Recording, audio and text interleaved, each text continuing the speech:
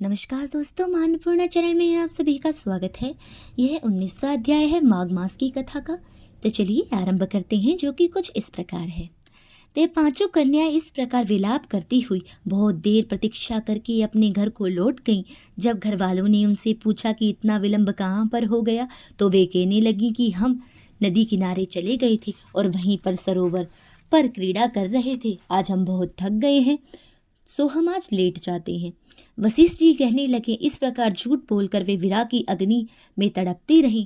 उन्होंने घर में आकर किसी प्रकार की क्रीड़ा नहीं की। अब रात्रि उनको एक युग के समान बीती। सूर्य नारायण के उदय होते ही वह अपने आप को जीवित मानती हुई माताओं की आज्ञा लेकर गौरी पूजन करने के लिए कन्याएं वहां पर जाने लगी। उसी समय ब्राह्मण भी स्नान करने के लिए अच्छा सरोवर पर आए। उनके आने पर कन्याओं ने वाह वाह किया और कहा, कामिली भ्रांतकारी है। सूर्य उदय को देखकर कहती हैं, उसको देखकर अपने नेत्र खुल गए और उस ब्रह्मचारी के पास गईं। आपस में एक दूसरे का हाथ पकड़कर वे उसके करीब जाने लगी और उनको चारों तरफ से घेर लिया और कहने लगी कि मूर्ख, उस दिन तू भाग गया था, आज नहीं भाग सकता। हम लोगों ने तुमको घेर लिया है। ऐसे वचन सुनकर वाहुपाश में बंधे हुए ब्राह्मण ने मुस्कुराकर कहा कि तुमने जो कुछ भी कहा है सो ठीक ही है, परंतु मैं तो अभी विद्या अभ्यासी और ब्रह्मचारी हूँ। कुलयुग में मेरा विद्याभ्यास पूरा नहीं हुआ है। पंडित हो चाहिए कि जिस प्रकार आश्रम में रहे उनके धर्म का पालन करे। इस आश्रम में मैं विवाह करना धर्म नहीं समझता। आपने व्रत का पालन करके और गुरु की आज्ञा पाकर ही विवाह कर सकता हूँ, पहले नहीं कर सकता। यह बात सुनकर वह कन्या इस प्रकार बोली जैसे वैशाख मास में कोयल बोलती है। वह कहने लगी कि धर्म में अर्थ और अर्थ से काम और काम के धर्म के फल का प्रकाश होता है। ऐसे ही पंडित लोग और शास्त्र कहते हैं। हम काम सहित धर्म की अधिकता में आपके पास आई हैं, सो आप पृथ्वी के सब भोगों को भोगिए।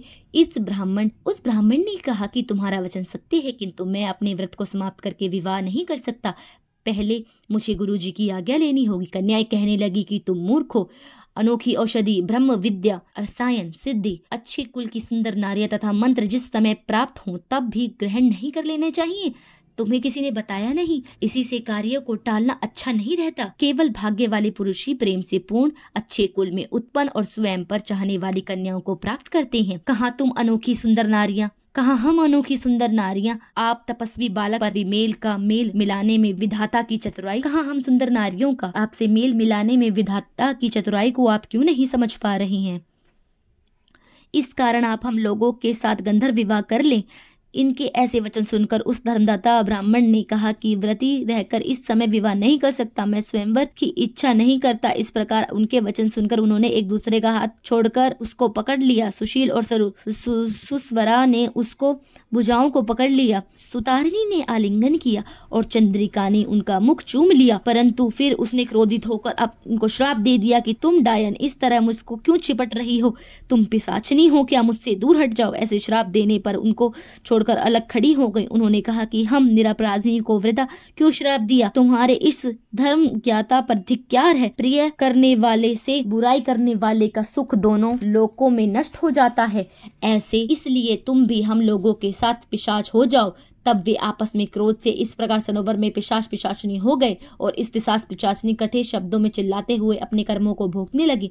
वशिष्ठ जी कहने लगे, हे राजन, इस प्रकार पश्चात उस सरोवर के इधर उधर फिरते रहे। बहुत समय पश्चात मुनियों ने श्रेष्ठ लोमश ऋषि पोष शुक्ल चतुर्दशी को उस अनछेद सरोवर पर स्नान करने के लिए आए। तब क्षुधा ने दुखी इन पिशाचों को देखकर वे उनकी हत्या करने के लिए गोल बांधकर उनके चारों तरफ से घेर लिया। वेद निधि ब्राह्मण भी वहां पर आ गए और उन्होंने लोमश ऋषि को संगत प्रणाम किया, साष्टांग दंडवत प्रणाम किया। पिशाच ऋषि और के तेज के समान ठहर न सके और दूर जाकर खड़े हो गए। वेदनिधि हाथ जोड़कर लोमश ऋषि से कहने लगे कि भाग्य में इस ऋषियों के दर्शन होते हैं। फिर उन्होंने गंधर्व कन्या और पुत्र का पिशाच परिचय देकर सब वृतांत सुनाया और कहा कि हे मुनीश्वर, आप सभी श्राप मोहित होकर उनके सम्मुख खड़े हैं। आप इन बालकों को निस्तार करिए और सूर्य उदय से अंधेरे का नाश हो जाता है। आप भी इनका इसी प्रकार से दुखों का नाश कर दीजिए। ये सब सुनकर लोमश ऋषि के नेत्रों में जल भरा आया और वेद निधि से कहने लगे कि मेरे प्रसाद से बालकों को शीघ्र समृद्धि पैदा हो और उनका धर्म कहता हूँ, जिससे इसका आपस का ज्ञान विलीप हो जाता है। धन्यवाद। आपसे फिर मिलेंगे 20वें अध्याय के साथ। तब तक के लिए हमारे चैनल को सब्सक्राइब करना न भूलें। जय मां अन्नपूर्णा, जय हरि विष्णु भगवान की।